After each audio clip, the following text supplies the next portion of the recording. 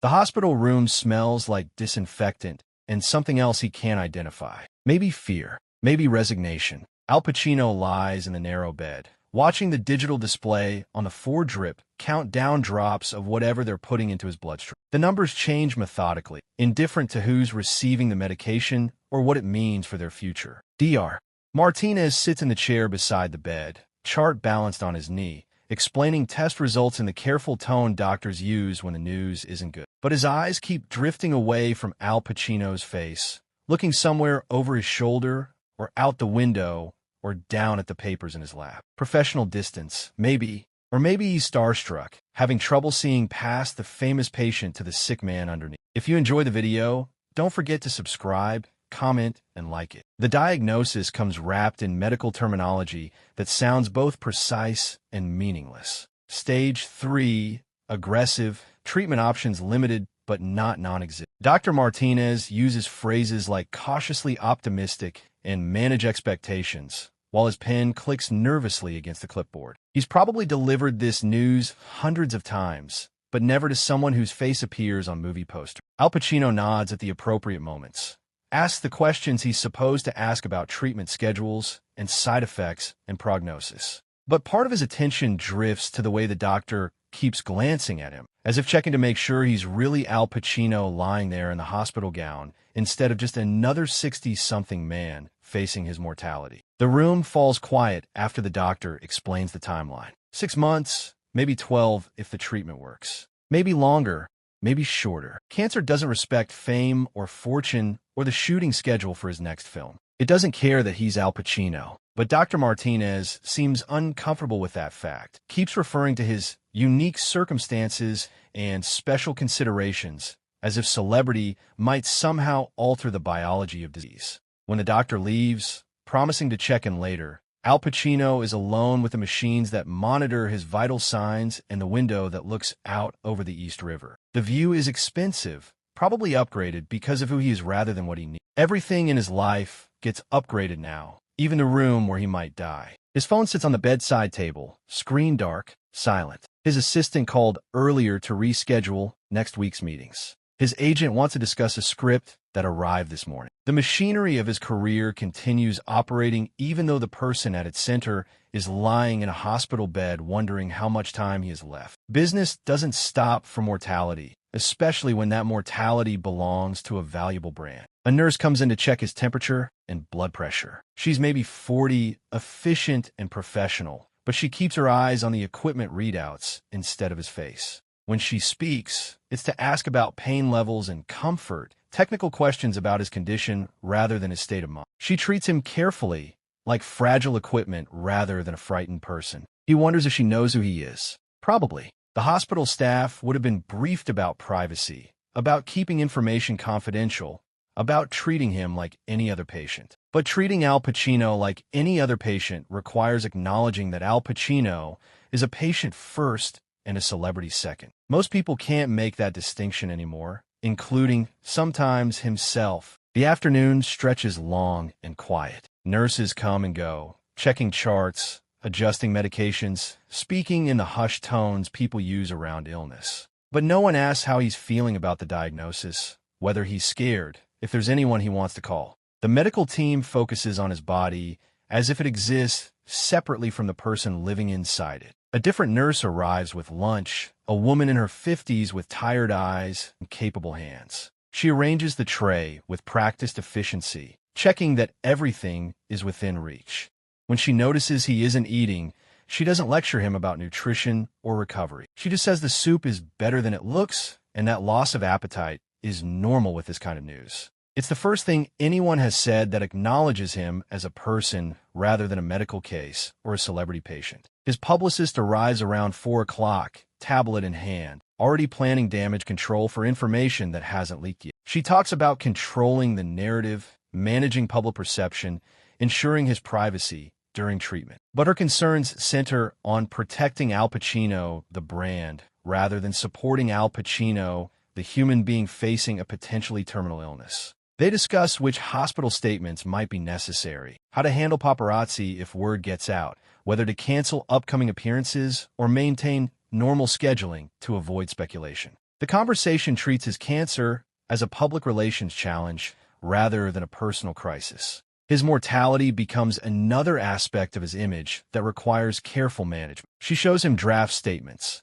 each one carefully worded to maintain optimism while acknowledging reality. Mr. Pacino is receiving excellent care and remains committed to his upcoming projects. The actor's representatives ask for privacy during this challenging time. Each sentence sounds like it's about someone else, some fictional character playing the role of Al Pacino facing illness. After she leaves, promising to handle everything discreetly, Al Pacino stares at the ceiling and tries to remember the last time someone asked him how he felt without wanting to use the answer for something. The doctors want medical information. The staff wants professional efficiency. His team wants strategic planning. But no one wants to know what it feels like to be told you might not have much time left. The dinner tray arrives with a card identifying him as the occupant of room 412, no name attached. Someone in the kitchen knows to prepare special meals for the famous patient, but even that consideration comes wrapped in anonymity. He picks at the food without tasting it, wondering if this is what normal patients eat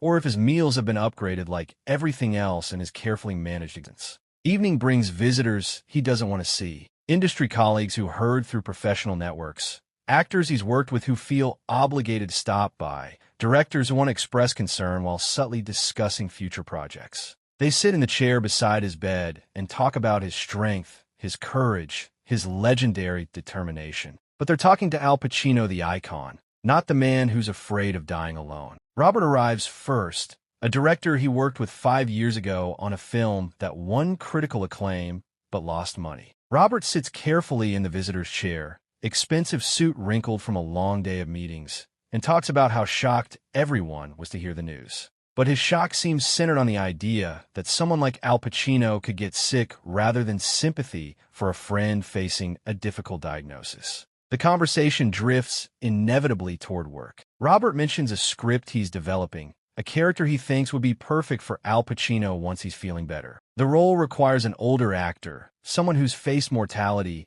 and emerged stronger. As if cancer is just another form of method preparation, another experience to draw from in service of his craft. One visitor, a producer he's known for 15 years, spends 20 minutes discussing a script he thinks would be perfect for Al Pacino's comeback after treatment. The man talks about the role as if cancer is just another career obstacle to overcome, another challenge that will make for good publicity when he emerges victorious. The assumption seems to be that Al Pacino will beat this illness because Al Pacino doesn't fail at anything important. But lying in the hospital bed, listening to industry talk about his disease, Al Pacino understands that his fame has made even his mortality into a performance. He's expected to handle cancer the way Al Pacino would handle it, with dignity and determination and eventual triumph. The possibility that he might simply be scared, that he might not win, that he might die like any ordinary person, seems inadmissible. A young actress stops by,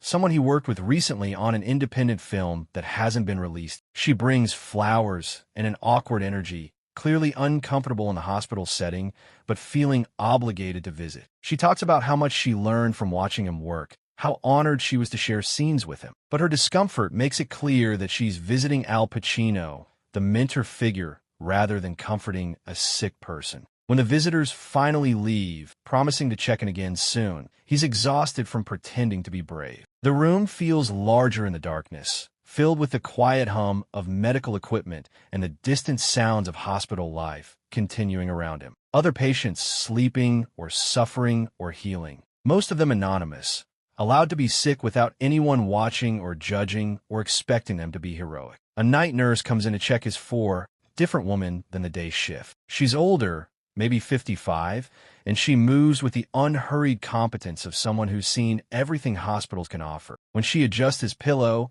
she looks directly at his face instead of past it. For a moment, he thinks she might be the one to ask how he's really feeling. But she just checks his chart, makes a note about his vital signs, and prepares to leave. At the door, she pauses and says the food in this place isn't great, but the night kitchen sometimes is better soup if he gets hungry later. It's the first thing anyone has said to him all day that acknowledges him as a person rather than a patient or a celebrity. The night stretches ahead, filled with thoughts he can't share with anyone who visits. Fear about dying yes, but also fear about living. Fear that even if he beats this cancer, he'll still be trapped in the performance of being Al Pacino. Fear that he's lost the ability to be simply human, simply afraid, simply mortal without it becoming content for other people's consumption. Alone again, Al Pacino stares out the window at the city lights and thinks about all the people in all those buildings who can be sick without it becoming news. They can be afraid without having to manage their fear for public consumption. They can cry without worrying about photography. They can die without anyone expecting them to do it gracefully or inspiringly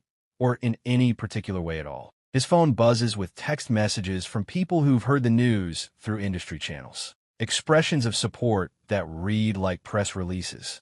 Offers of help that come with strings attached to publicity or business relationships. Everyone wants to be associated with his struggle without actually participating in it. They want to support Al Pacino's fight against cancer, not comfort a frightened man facing his mortality. He scrolls through the messages, each one carefully crafted to say the right thing without revealing too much about the sender's actual feelings. Co-stars expressing shock and admiration for his strength. Directors offering thoughts and prayers while mentioning their upcoming projects. Producers suggesting lunch once he's feeling better. Business disguised as concern. One message stands out from the others. It's from Maria, his housekeeper for the past 8 years. Not his assistant or his agent or anyone whose job requires them to care about his well-being. Just a woman who cleans his apartment twice a week and has seen him in pajamas drinking coffee on Sunday mornings. Her message is simple. I heard you're sick. I'm lighting a candle for you at church. Take care of yourself. No mention of his strength or courage or legendary determination.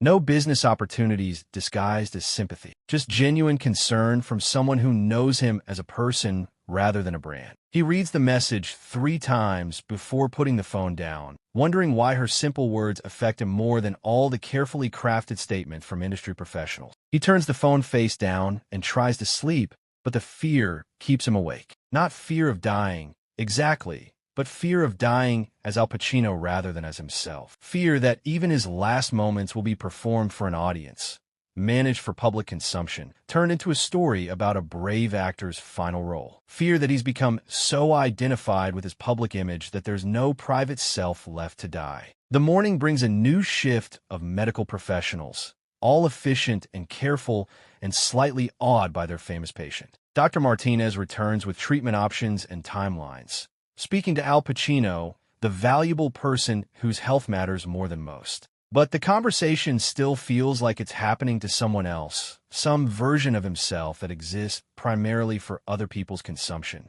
The oncologist, Dr. Sarah Chun, explains the chemotherapy schedule with clinical precision. Treatments every 3 weeks, side effects that will include fatigue, nausea, possible hair loss. She mentions that they can arrange private scheduling to avoid other patients, special accommodations for his privacy. Even his cancer treatment gets upgraded because of who he is rather than what he needs. His assistant arrives with papers to sign, schedules to adjust, decisions to make about which projects to postpone and which to cancel entirely. The business of being Al Pacino continues even in the hospital room, maybe especially in the hospital room, where mortality adds urgency to every contractual detail and financial decision. But sitting in the bed, signing documents about his professional future while machines monitor his physical condition, Al Pacino realizes that he's been performing his own life for so long that he's forgotten how to simply live it. Even facing death, he can't escape the careful choreography of being famous.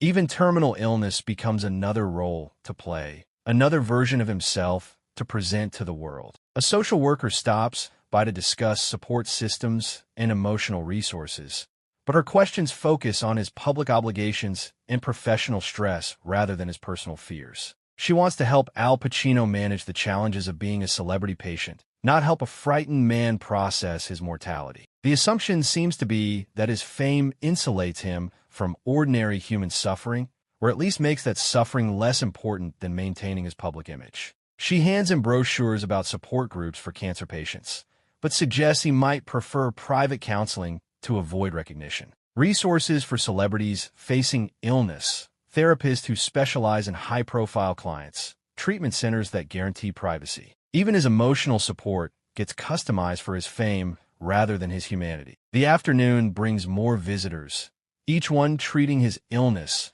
as something that happens to Al Pacino rather than something that happens to a person. They speak in careful language about his journey, his battle, his inspiring courage in the face of adversity. But none of them ask what he's actually afraid of or whether he needs someone to simply sit with him in silence. A journalist he knows casually stops by, ostensibly as a friend, but clearly hoping for information. She talks about his privacy and dignity while fishing for details about his prognosis and treatment plan. When he doesn't provide useful quotes, she shifts to discussing other celebrity health crises, as if his cancer is just another story in an ongoing narrative about famous people facing difficulties. Late in the afternoon, alone again, Al Pacino looks at his reflection in the darkened window and sees a stranger in a hospital gown. The face is familiar from movie posters and magazine covers, but it doesn't feel like his face anymore. It feels like a mask he's worn so long that it's grown attached to his skin,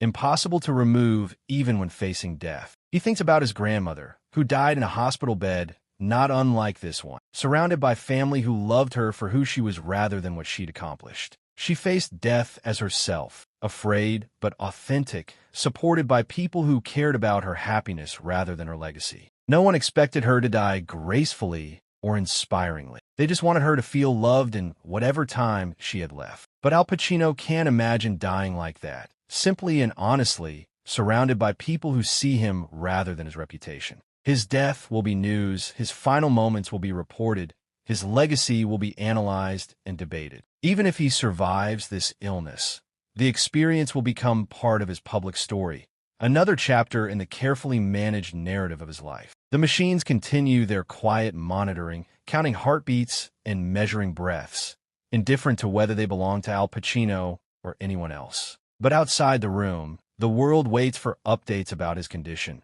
ready to turn his suffering into entertainment, his recovery into inspiration, his death into a moment of cultural significance. A different doctor visits in the evening, a palliative care specialist who speaks about quality of life and pain management. Even she frames everything around his unique circumstances, his special needs as a public figure. The assumption lingers that Al Pacino's suffering is somehow different, more important, requiring special handling. Later, the night nurse returns, the older woman with tired eyes and steady hands. She checks his vitals, adjusts the 4, writes in his chart. Then, unlike the others, she sits for a moment. She tells him about her brother, who had the same diagnosis 2 years ago. Not famous, just a mechanic from Queens who fixed cars and coached Little League. The treatment was hard, she says, but he made it through. Not because he was special. Sometimes the medicine works. Sometimes people get lucky. Her brother worried about missing his kids' games. She adds,